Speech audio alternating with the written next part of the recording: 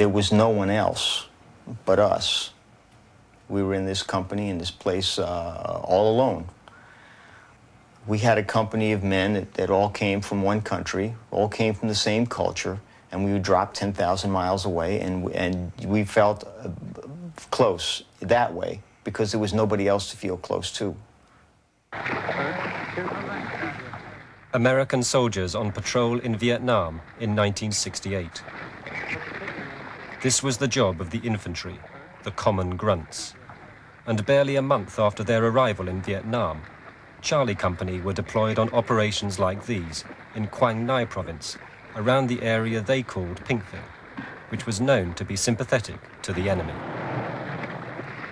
When we first started losing members of the company, it was mostly through booby traps and snipers.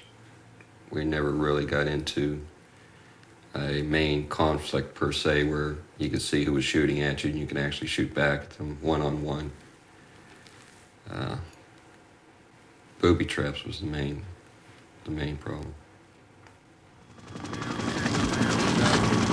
Newsreel pictures show clearly enough the effect of booby traps.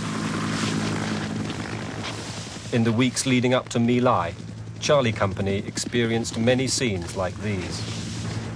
In a unit of little over 120 men, they lost 4 killed and 38 wounded, almost all by mines, booby traps, and snipers.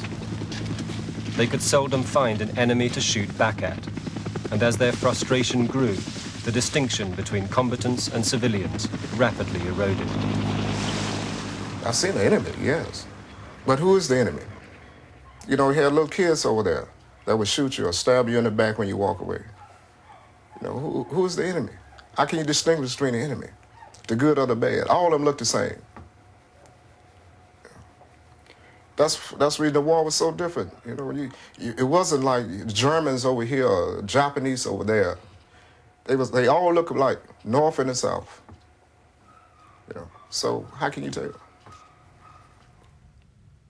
Within a few weeks of arriving in the country, men from Charlie Company had already begun systematically mistreating their prisoners. There were reports of random killings and rapes. One GI took this snapshot of an interrogation involving torture. In mid-February, Lieutenant Calley, leader of the 1st Platoon, threw an old man down a well and shot him. No disciplinary action was taken. When I saw American soldiers committing acts that would be called atrocities if somebody else had done them, I began to think that maybe I was wrong. Maybe I had been just too naive all my life, that this was the way things really were. I tried not to think like that. I tried to keep my own values together, but it wasn't easy. Little by little, I began to see that this group of men was getting out of control. On the 15th of March, plans were drawn up for an attack on My Lai, believed by intelligence to be the HQ of a Viet Cong battalion. Charlie Company was to mount the main attack, and fierce battle was anticipated. Colonel Aran Henderson, brigade commander, expressed irritation at past failures to close with the enemy and demanded more aggression. Lieutenant Colonel Frank Barker drew up detailed plans, and his orders were passed on to Charlie Company by their CO, Captain Ernest Medina. No one in the chain of command has ever accepted responsibility for what happened, but Charlie Company had little doubt about what they had to do. The understanding or the order that was given was to kill everybody in the village. Someone asked if that meant the women and children, and the order was everyone in the village, because those people that were in the village, the women, the kids, the old men, were VC, and they were Viet Cong themselves, or they were sympathetic to the Viet Cong. They were not sympathetic to the South Vietnamese army, and they weren't sympathetic to the Americans. They weren't giving us any assistance. They weren't helping us in the war effort whatsoever. So it was quite clear that no one was to be spared? It was quite clear that no one was to be spared in that village.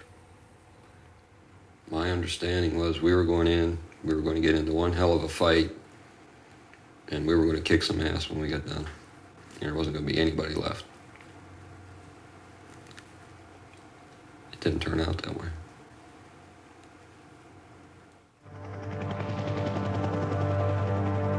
News film of a helicopter assault, one of thousands conducted by the Americans during the Vietnam War. The attack on My Lai started in the same way, just after 7 o'clock in the morning. It was a Saturday. According to intelligence, all civilians would have gone to market. Anyone still in the village would be Viet Cong. But intelligence was wrong. As the troops embarked, 12 minutes flying time away, many villagers were still finishing breakfast. At 7:22, the first helicopters left for My Lai.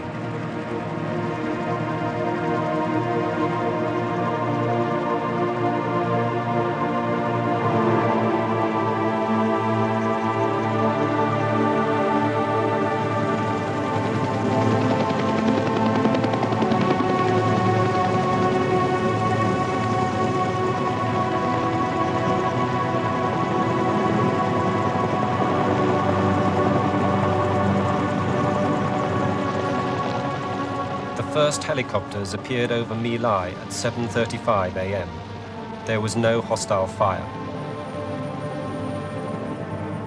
Within 20 minutes, all 120 men and 5 officers of Charlie Company were landed. There was no opposition.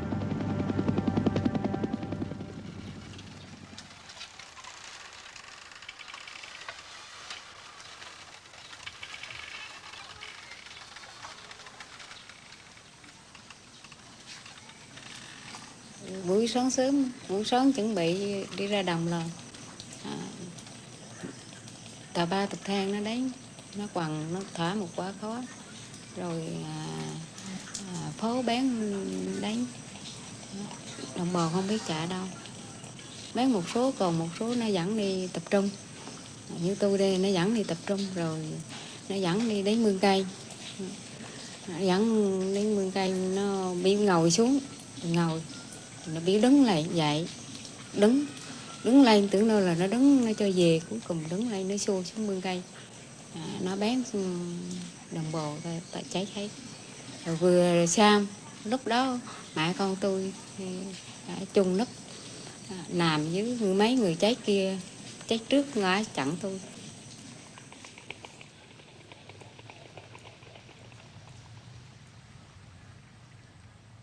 I was 19 when I went to Vietnam. I was a rifleman specialist, 4th class. I was trained to kill, but the reality of killing someone is different from training and pulling the trigger. You know.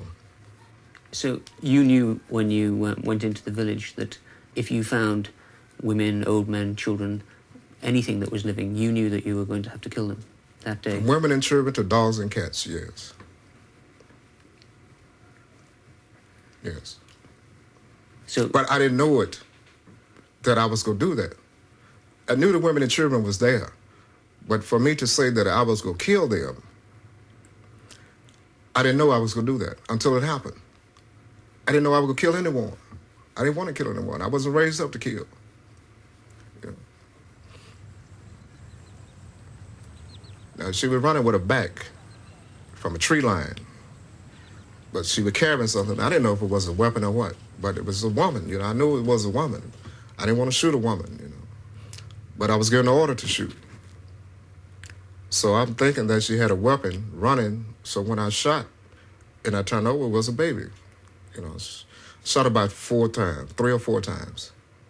And the bullet just went through and shot the baby too, you know. And I turned over and I saw the baby face was half gone, you know. And I just blinked. I just went. The training came to me, the programming to kill. And I just started killing. What do you mean you just started killing? Did you go looking for people to kill or what? You didn't have to look. They was there. They was trying to get away. But they was just there. It wasn't hard to kill. It wasn't hard to find anyone to kill.